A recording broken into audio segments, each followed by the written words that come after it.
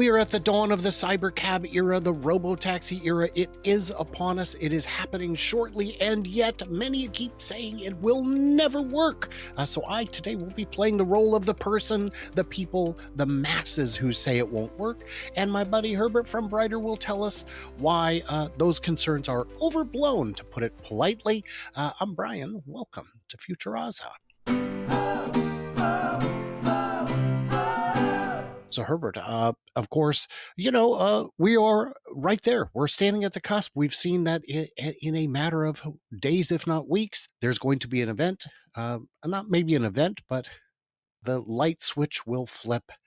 Rides will be provided, but it's never going to happen, you see. So let's first talk about some of the expectations that were not that are not going to be fulfilled. I saw some people saying we might launch with 1,000 cabs. What's the latest number you've heard? Yeah. So Elon was just interviewed recently by CNBC, and he gave us some, the details.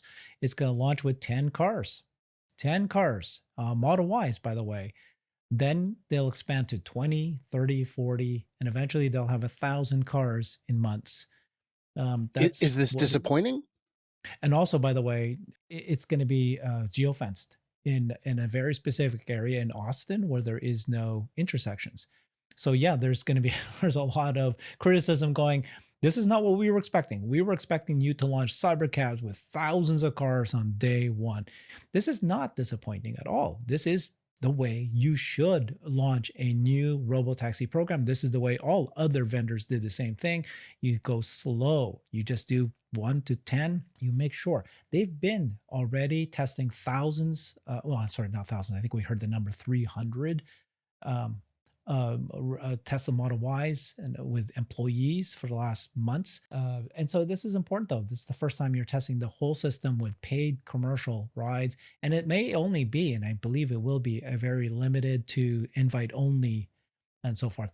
And most of it is not because of interventions, but that's really critical. You can't have an accident. If it does happen, it's just going to mar and kind of put this branding, and it's going to just, how the press is. They're going to take this and have a field day with this.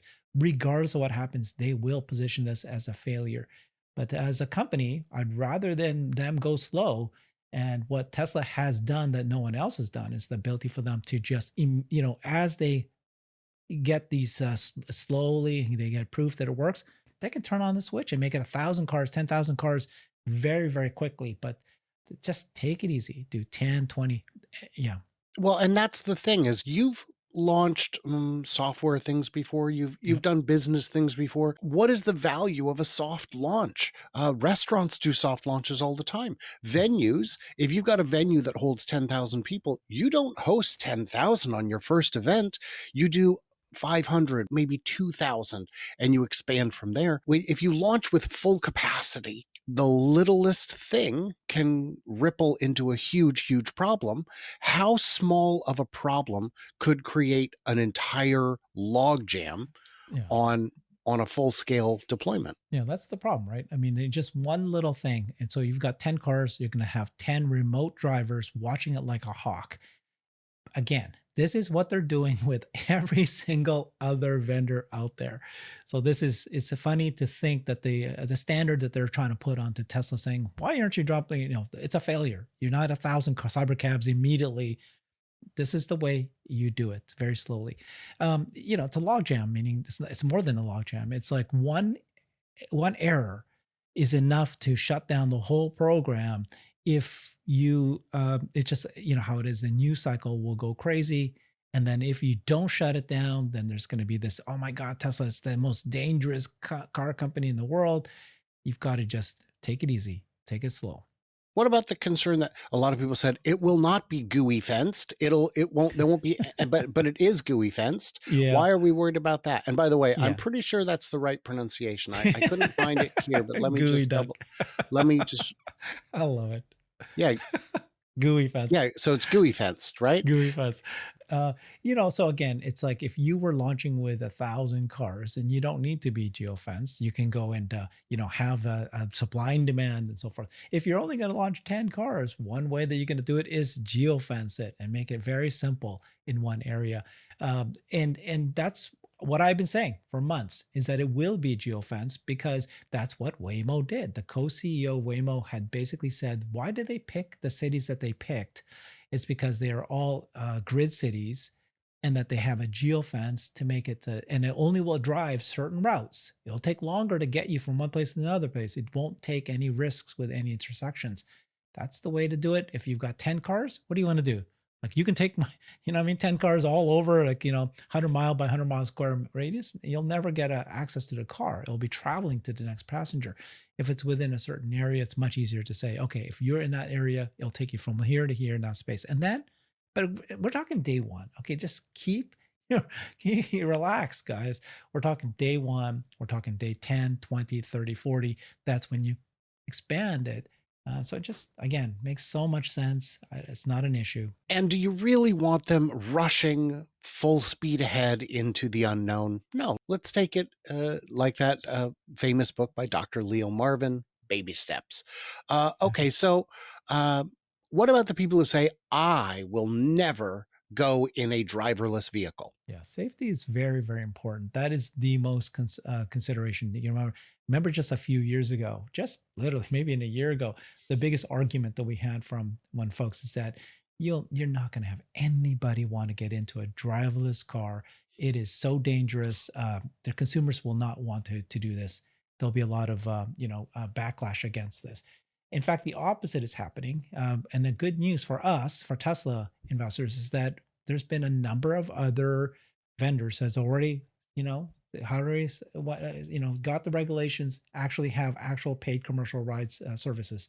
So Waymo is already today, they're already beating Lyft. So in Hmm. the areas that they operate in, you got Uber, you got Lyft, and you got Waymo. Waymo's charging, if not the same, they're charging more per mile than Lyft or Uber, and yet Waymo in just a year and a half in the San Francisco area, they were able to already catch up and then beat the Lyft market share of 15%. Uber still has over 60% market share. That's because Waymo only has 300 cars in San Francisco. They have very little cars available out there. So and they just got approval to expand the San Francisco area a little bit more. They haven't quite yet. So it's taking them, they're you're talking about slow movers here. Waymo has been in existence for over 12 years. I think they might even be for 16 years. It's taken them a year and a half to finally get their regulations in place, get cars in place, and yet they only have 1,500 cars. The question I've been asking people is that you're pointing at Tesla saying Tesla has zero cars. Why aren't you pointing at Waymo? Like if they had already solved this, if they're so good at this, why do they only have 1,500 cars for all this time? Now they've expanded to 2,000 more cars in 2026, or yeah, next year. But why? Why did it take you so long? Why are you growing so slowly? So I think Tesla will get bigger than Waymo before the end of this year. That's my prediction. Kind of a little side note here, but Waymo had ordered tens of thousands of Chrysler Right. Pacificas in 2017 and then never took delivery. Um, Only Tesla misses deadlines. No, guys, you're looking at the wrong deadlines. Do you know how many car companies have said they're going to have 10, 20, 30 EVs out in the next 3 to 5 years for the last 15 years? And none of them do. Even today, it's fun to point out the failures of a company you don't like, but if you're not going to be consistent, I don't have to listen to you. Mhm. So, what about the people who say, forget, okay, fine, driverless? And I agree with you. There are people who say, I will never go driverless, who will have their minds changed the first time they do. And for those who won't, surely there's someone who said, no, I'm always going to have a driver. That's great. Good for you. Mhm. Be a traditionalist, pay double, triple the fare just to have a human to annoy. By all means, those people will exist. But I And agree that's that fine, they, right? I mean, like yeah, that's the thing people always say to me. It's like, yeah, but I love driving my car. Okay, good. okay. Then drive your car. Just like, have you ever taken an Uber? Yes. Have you ever taken a taxi in your life? Have you ever taken a bus in your life? Even if you love the car, there's going to be certain scenarios that you might have chosen to take one of these ride hail services, and it's okay. Like, the market is so big that it's okay if even 50% of the population refuses to ever do this in the past. Yeah. The market is so big, the trips are so large that you don't need 100% of the market to be choosing you. Okay, fine. I will go in a driverless vehicle, but I'll never take a Tesla. Mhm. And for that matter, Tesla's reputation is so bad that they're going to be vandalized on the street constantly. Sure. So first of all, on the vandalism front, It it's can. covered. It's Yeah. slathered in cameras. Yeah. If you want Exactly. to throw This away your future to do Mhm. nothing in form of protest, I Mhm. guess I can't stop you. Yeah, it I can happen, just like we've seen the vandalism of the people's Tesla's cars everywhere, and certainly can happen, and they can be blown out. Like, okay, so let's say you have 10,000 cars, how many would this happen to? And then if you hear that it happened to 10, you're going to hear a lot of it, and you're going to think it's happening to every one of them.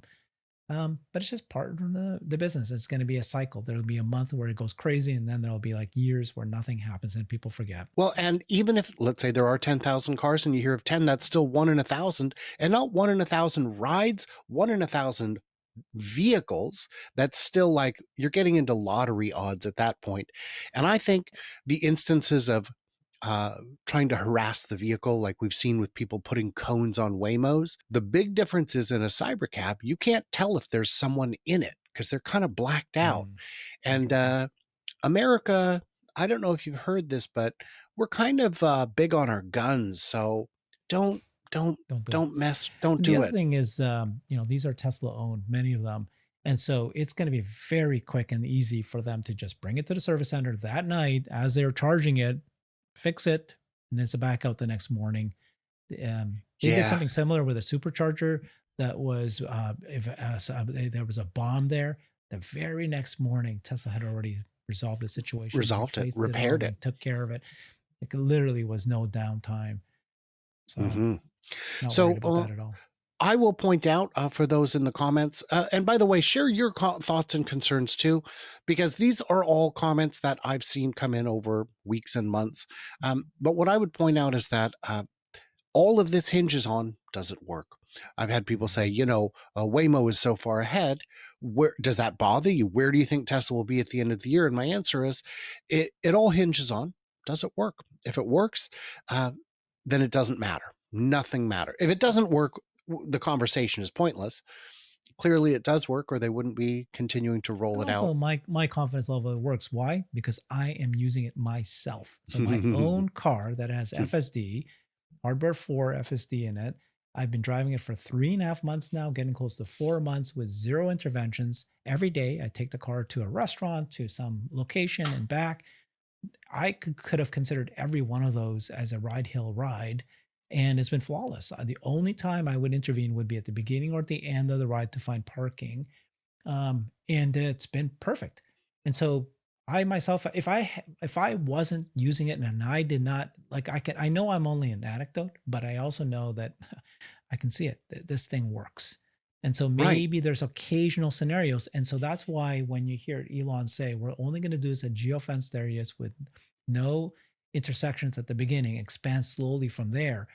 That means that that's what we even the argument with Waymo folks is that they're comparing Waymo's disengagement rates with Tesla. Well, Tesla is any location from any point A to any point B all over the United States and in China and Mexico. Whereas Waymo is a very specific geofence that is a grid city that is very, very specifically mapped out. So, yeah, Tesla can copy that, and that is what they're doing. And so the intervention rate will be much lower, lower than even what we're now doing. And yet I'm already experiencing, amazing experience. And it's crazy to think that you will not be able to compare the scale of the two companies. It doesn't make sense. Herbert and I did a show yesterday, or maybe this morning, where we talked about just the ability how Tesla can scale beyond the the ways that other companies can. In the comments, you guys, which one of us is pronouncing gooey fenced correctly? That's what I really need to know. And how do you pronounce it? Head over to Brighter, see what Herbert's up to. Everyone else, stay tuned, stay juicy, and I cannot wait to hear from you, clever robots, on the next one.